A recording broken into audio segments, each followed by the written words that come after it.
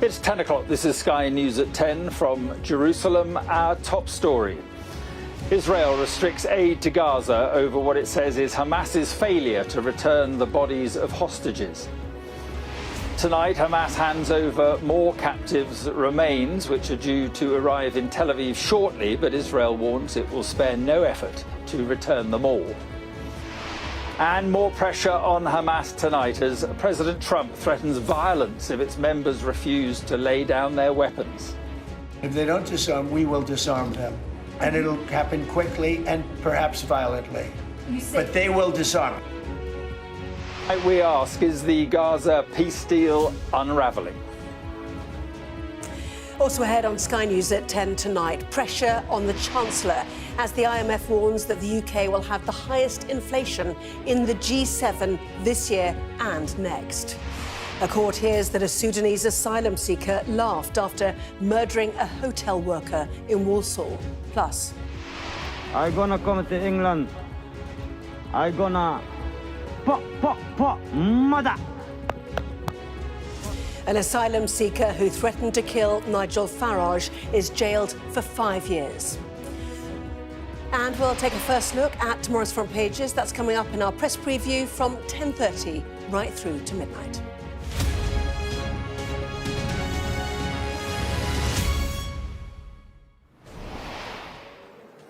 Good evening from Jerusalem. The hope and optimism which greeted the peace deal in Gaza yesterday is being sorely tested tonight. Israel is halving the amount of aid entering Gaza because of what it says is Hamas's failure to return all the bodies of hostages. Hamas has transferred the remains of 4 more hostages this evening, but the bodies of some 20 others are still unaccounted for. President Trump added to the pressure on Hamas tonight with a demand for the remains to be released and with a warning of violence if the group refuses to disarm. So is the Gaza peace deal unravelling already? Our Middle East correspondent, Adam Parsons, has this report. In Gaza, the dream is of a better life, but the spectre of death hangs over everything and everyone. Somewhere amid this destruction are the remains of Israeli hostages, and who knows how many Gazan bodies also lie under this rubble. More grief delivered here, the bodies of 45 Palestinian prisoners brought to Gaza by the Red Cross. This woman came in hope. 6 of her children have already died, and her son has been missing since the start of the war. It's been 2 years since my son went missing, and to this day I don't know if he's a martyr or a prisoner. There's no one I didn't ask about him. When we heard today that the Red Cross was coming with some bodies, I came to see if my son was one of them. The ceasefire is holding, but it's being tested. Both sides accuse the other of breaches. The Israeli military killed at least 6 people. It says they crossed into a forbidden zone. Hamas said that was a violation. Israel says it will delay reopening the crucial Rafah crossing until Hamas does more to return the dead hostages and will allow in only half the number of aid trucks that it had agreed. And Hamas responded to that by transferring the remains of 4 more dead hostages. What's obvious is that aid is needed. We would urge the Israeli authorities to not use aid in this manner, to open all of the crossings as soon as possible and allow aid to flow into the Gaza Strip unfettered. But assuming this deal does live on, what of the future? The US president adamant that Hamas will lay down its weapons, come what may. We have told them we want to disarm, and they will disarm. And if they don't disarm, we will disarm them. Some of the fruits of this deal are already being seen. Akram was detained at the start of the war. Now he's been reunited with his family. We were beaten mercilessly to the point of death. Many of our fellow prisoners were martyred before our eyes as a result of those fatal blows. After such beatings, we would cry out to the prison guards for help, but they would respond with cold indifference, saying, "Let him die." Sky News has put these allegations to the Israeli authorities. Across Gaza, people are on the move, returning to homes that they hope are still standing. A blighted land held together by a fragile ceasefire. And Adam is with me now. So these 4 bodies on the way to Tel Aviv. But how difficult do you think these moments are for the ceasefire and for the deal? I think it's a really interesting indication. If we make the assumption that Hamas fast-forwarded the release of these bodies because of the pressure that was being put on them by Benjamin Netanyahu because of these threats to close the Rafah crossing, to reduce the amount of aid coming in, to effectively tighten those thumb screws, Hamas have responded. I think Hamas have been very keen recently to show goodwill. There will be those, Mark, who look at this and say, is this ceasefire really under such strain because of details around, let's be honest, dead people? You know, these dead hostages, and yet here they have such a sort of enormous resonance. It's understood there are 28. That wouldn't, if these bodies, if they are confirmed to be dead hostages, being taken to the forensic centre, they will be identified there. Only then will their families be told. That'll leave us 20 more that will be to return. It's not clear whether Hamas knows where all these bodies are, but that will become, I'm sure, more evident in the coming days. In terms of the ceasefire, clearly both sides are looking for ways of picking holes in the actions of the other. So we know the Israeli military shot and killed people today. Hamas says that is a prima facie breach of the ceasefire. The Israeli military will say no, people came too close. Israelis are saying that Hamas is not showing goodwill in these returns, but now Hamas is saying, look, we're doing all that we can. The bottom line is that the ceasefire is still holding. The images from Gaza are of people trying to restart their life, although that is an area of land that is now a mass of rubble. It's estimated there are 2 million truckloads of rubble that will have to taken out. And already we are seeing more arguments about that. Bezalel Smotrich, the finance minister, has said in a meeting tonight that there should be Israeli settlements created in Gaza. Well, that is an inflammatory comment. And of course, we still have no clarity about the future of Gaza. Who's going to run that region? Where the money's going from? What is the length of time that will be put into rebuilding it? So these enormous questions are left unresolved, deliberately kicked into the long grass to allow this ceasefire to take hold. And I suppose the biggest backstop to ensure the ceasefire is Donald Trump, by far the most popular politician in Israel, much more popular than Mr. Netanyahu or any of his rivals. If Donald Trump says this ceasefire needs to hold, then the Israeli political establishment will say this needs to hold, and that will give it traction. All right, Adam, thank you very much indeed. Well, let's talk a bit more about Donald Trump and his intervention tonight on the issue of Hamas. Let's go live to the White House and our US correspondent David Blevins. And David, I just wonder how worried President Trump is already about the pressures on his deal, because this is a stark warning, isn't it, to Hamas? Yes, there was no prevarication whatsoever from the President of the United States in making those remarks. Right now, Donald Trump is hosting a ceremony here at the White House to award the Presidential Medal of Freedom posthumously to Charlie Kirk. In the last few minutes, he told the audience there that the conservative activist would have approved of his peace deal in the Middle East. But earlier, during a meeting with the Argentinian president, he appeared to do a 180-degree turn, moving in the space of 24 hours from a celebrated peacemaker to a president who was issuing a threat, and not even a veiled threat. Donald Trump insisting that if Hamas doesn't disarm, America will disarm it, and suggesting that perhaps that will have to take place violently. He did, however, express his hope that the organization would disarm voluntarily on the basis of an engagement with the prescribed terrorist group. When pressed on whether that whether that had been a direct engagement. He said it was with his people at the highest level, so presumably we're talking about his envoys, Steve Witkoff and Jared Kushner. Also, interestingly, he welcomed the fact that Hamas, he said, had killed members of what he described as a violent gang in Gaza in the last 24 hours. Again, interesting words given that he's being hailed as a peacemaker right now.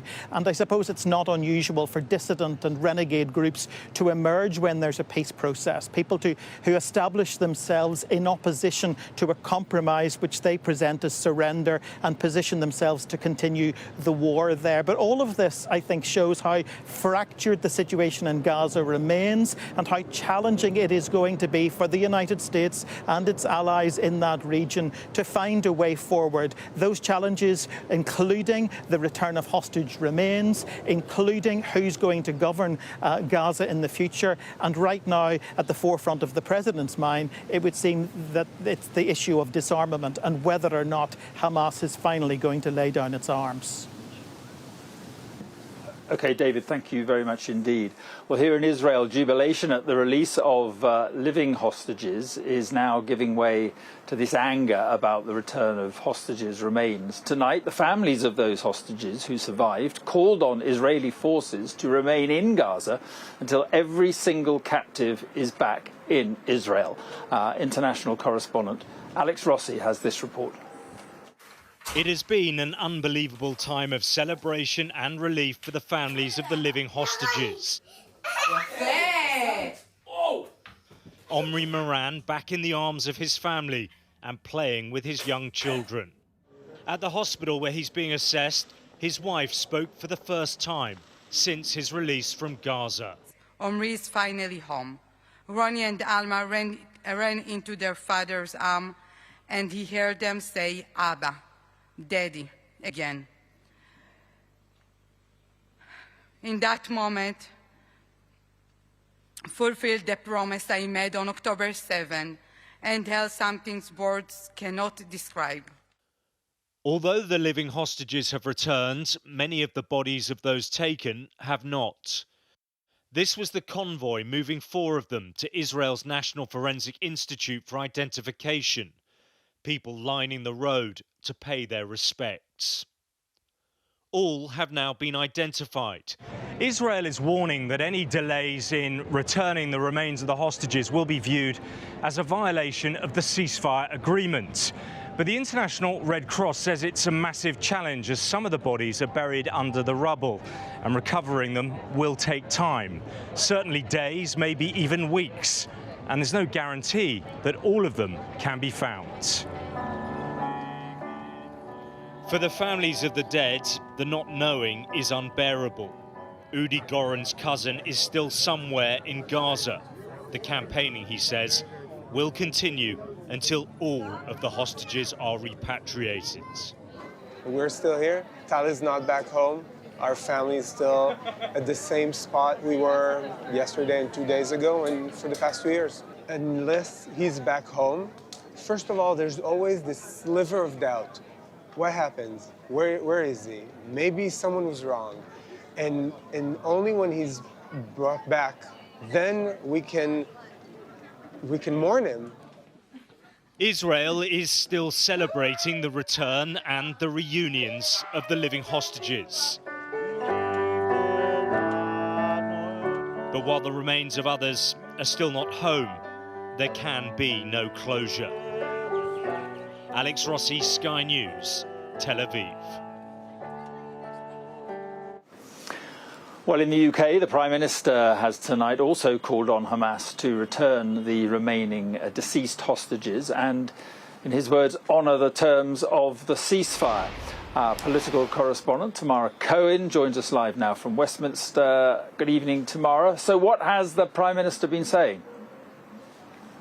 Yes, in a statement put out tonight, Keir Starmer made a plea that Hamas must honour the terms of the ceasefire and release those bodies. He said that there had been a protracted period of pain for the families waiting 2 years for the deceased hostages, and they must now go ahead with it. He in particular had some words for Yossi Sharabi, who is one of the deceased hostages whose body was returned yesterday, and it was confirmed by Israeli authorities tonight. He appears to have been killed in captivity. His brother Eli Sharabi met Keir Starmer earlier this year. He was also taken hostage and released in a very frail condition, and he had a British non-Jewish wife and 2 teenage daughters who had been killed by Hamas on October the 7th, and he had not been told of their deaths until after his release. It was a very harrowing case. Keir Starmer met with some of those British relatives, and he said that he wanted to pass on his thoughts to that family tonight. Now, earlier today, Keir Starmer updated MPs in Parliament about his trip to Sharm el-Sheikh to witness the signing of the ceasefire, and he was cautious in his language. He said there was a chance to bring this terrible chapter in history to an end, but only a chance if all the parties followed through on it. There were some pointed questions from Kemi Badenoch about how much of an influence the UK had really had on this process. He insisted that Britain had been working behind the scenes for many months on this. He said quietly making helpful diplomatic steps to get to this point. And he said the UK would continue to play a role in 3 key areas: the reconstruction of Gaza, and there's a conference going on in the UK at the moment about that, aid, and the decommissioning of Hamas weapons, where he said the UK's experience in Northern Ireland could be brought to bear. But he said the chance to make this happen was on the table, but that any missteps risked undermining the whole process. Tamara, thank you very much indeed. So big questions already about whether this ceasefire will hold. That's it from me in Jerusalem. Let's hand you back now to Anna in London for the rest of the day's top stories. Mark, thank you. There's pressure on the Chancellor tonight after global economists warned that the UK's rate of inflation will surge to the highest level in the G7 group of nations, both this year and next. The International Monetary Fund says soaring food costs are largely to blame. But there's better news for Rachel Reeves on growth, with the IMF revising up its forecast for this year. Our economics and data editor, Ed Conway, has this assessment. So the International Monetary Fund is meeting in Washington. As part of this big annual meeting, it brings out this. It's called the World Economic Outlook. It's essentially its 6 monthly opportunity to look at the state of the global economy. And it's worth reflecting, first of all, on what it says about the UK and other major economies around the world. Basically, the main thing people focus on with this is what it means for the growth rate. How much is income growing across the economy? And you can compare the UK with other countries around the world. And this is showing you, look, the UK versus G7 nations. This is something that I imagine Rachel Reeves will be very pleased about. The UK is the 2nd strongest growing economy in the G7 this year. So 1.3% growth versus 2% in the US, and weaker growth throughout the rest of the G7, those industrialised economies around the world. And next year, I mean, it's not quite as strong as the rest next year, still 1.3%. Canada's a bit stronger. The US is stronger still. But again, it's kind of top half of the table. And I imagine the Chancellor will be pleased with that. She'll be talking about that. It's the kind of thing you probably might expect to hear her talk about when it comes to the budget. But here's the concern, OK? This is looking at overall growth rates, so overall gross domestic product growth. But you need to divide that by head of the population to get a sense of what it actually means for living standards. And of course, you know, the population in the country has been growing, largely thanks to immigration. And here's what happens if you do that. So if you divide these numbers by head of the population to get GDP per capita, look at the red bar, same year, OK, so 2026.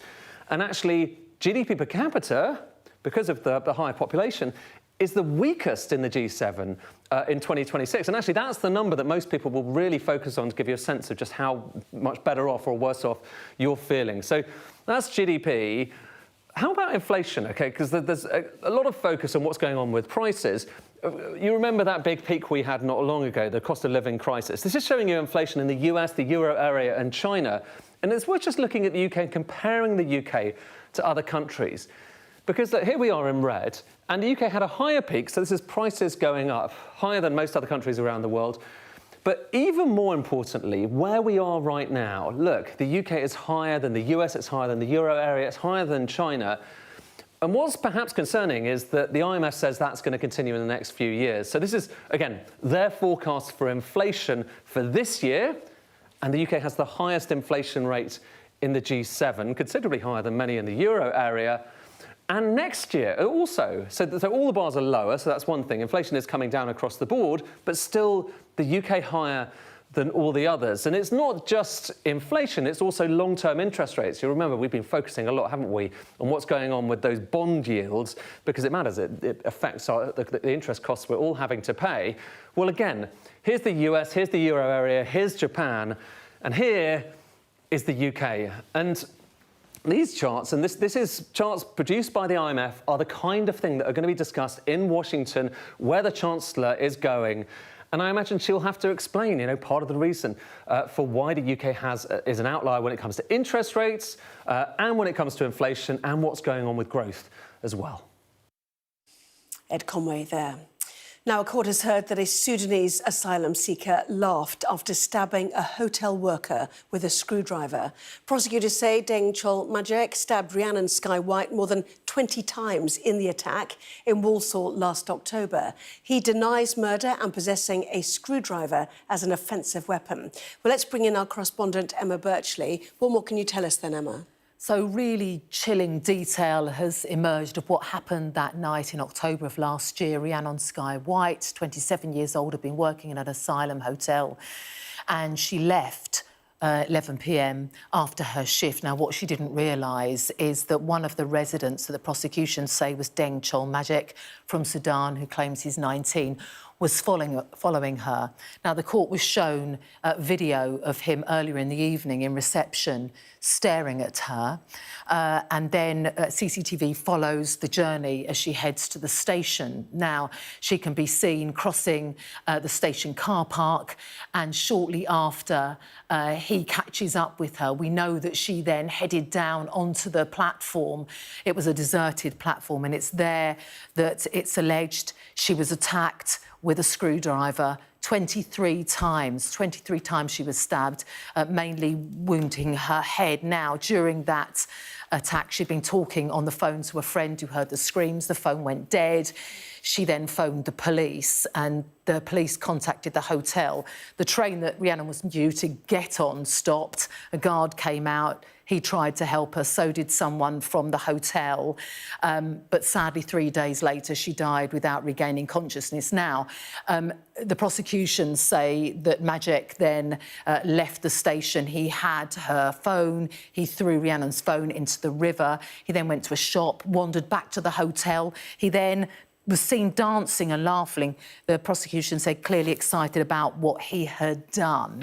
Now, in what was quite a rare occurrence, the prosecution outlining this case really made it clear to the jury that, as far as they're concerned, he is the killer. Michelle Healy-Casey said the prosecution say you can be sure that it was this defendant who murdered Rhiannon White. His clothes have her blood on, his fingernails have her DNA under them. She had injuries from where she tried to defend herself. And she went on, this defendant has no answer to the prosecution case, and you can be sure that he is guilty. Well, Majek denies all the charges he faces, and the trial continues. Emma, thank you. An Afghan migrant who came to the UK on a small boat has been jailed for 5 years after threatening to kill Nigel Farage. I'm gonna come to England. I'm gonna pop, mother. Well, Fayez Khan, who has an assault rifle tattooed on his face, posted this video on TikTok a year ago today. Prosecutors claimed the footage was posted in response to Mr Farage's video calling the journey of an illegal migrant. The Reform UK leader spoke to reporters outside Southwark Crown Court. But the fact is that in 18 months' time, this violent criminal, somebody with 17 convictions in Sweden, in 18 months' time, he will be in this country, living in a house of multiple occupancy or a hotel. He'll be free to walk the streets whilst his asylum claim is being judged. And the only reason we know about this guy is because somebody sent it to me on TikTok. And it makes me wonder, how many other Madapassers are there now in this country, or will there be, as the boats continue to cross the channel? So I'm pleased with the judgment, but deeply, deeply concerned that this guy will be out free in 18 months. The National Cybersecurity Centre has warned that China poses a sophisticated threat to the UK as it revealed a 50% jump in attacks by criminals and hostile states over the last year. Jaguar Land Rover, M&S, the Co-op and Harrods were among those targeted by recent high-profile attacks. The former Premier League referee David Coote has pleaded guilty to making an indecent image of a child. The allegation against the 43-year-old relates to the discovery of a Category A video, considered the most serious kind. Coote was sacked last year after a video emerged of him making abusive comments about Liverpool's former manager Jurgen Klopp. The niece of a Kenyan woman allegedly murdered by a British soldier 13 years ago has told Sky News that she is fighting for justice to ensure other young women don't suffer the same fate. Agnes Wandura was found in a septic tank close to a British Army base 2 months after she disappeared in March 2012. Kenyan prosecutors have issued an arrest warrant for a British national who's accused of killing the 21-year-old. If we can be able to change the internal systems, I think we'll secure a good future for other generations, because my family has had to go through hell, pain, frustration, just because of the systems which failed Agnes and failed her child and also the family. So if we change the internal systems of the army, everything will be good. As hate crime reaches record levels in England and Wales, Sky News has been investigating if the UK's communities are now more fragmented than ever. Sky's Lisa Holland has visited a Gurdwara and a mosque, both of which have tightened security as people there feel increasingly under threat. This is her report. Numbers are falling at this Sikh place of worship. Some are staying away, afraid to walk the streets to and from the Gurdwara for fear, they say, of being racially abused. Resham Kaur is 76. She moved to Britain at the age of 18. Now she's waiting to be escorted home. Devoted to her faith, she refuses to stay away. When I came to this country, I didn't fear my safety, but now I do, every day. It's a lot worse now. I don't remember feeling this unsafe ever before. Security has been beefed up. But members of the congregation, like Sarbjit, who works in a bakery, and Mungat, who works at a salad farm, are giving up their days off to make sure people get home safely. We have to do something. We can't just sit in silence. And we can't let the congregation just stay at home. Pavinder Kaur is the vice president of the Gurdwara in Smethwick in the West Midlands, one of the largest in the country. She believes a summer of legitimate immigration protests outside hotels housing asylum seekers may have emboldened those with racist views. People are more verbal about it now. They're not scared of the consequences. And do you think it's entirely driven by this summer of protest? It is, because before the summer, we felt safe. In the West Midlands in the last 2 months, 2 incidents in particular have horrified the Sikh community. This attack on 2 taxi drivers near a train station and the rape of a young woman dragged into woodland from this busy road. Both incidents are being investigated as racially motivated. At the alleged scene of the rape, Sikhs are turning up every day from across the Midlands. If you two want to get on your bikes and meet us at the top. They're organising themselves to patrol the area. Have you heard about what happened around here? Trying to gather information from local residents. So is that camera there? Almost playing amateur detective. This is regularly used.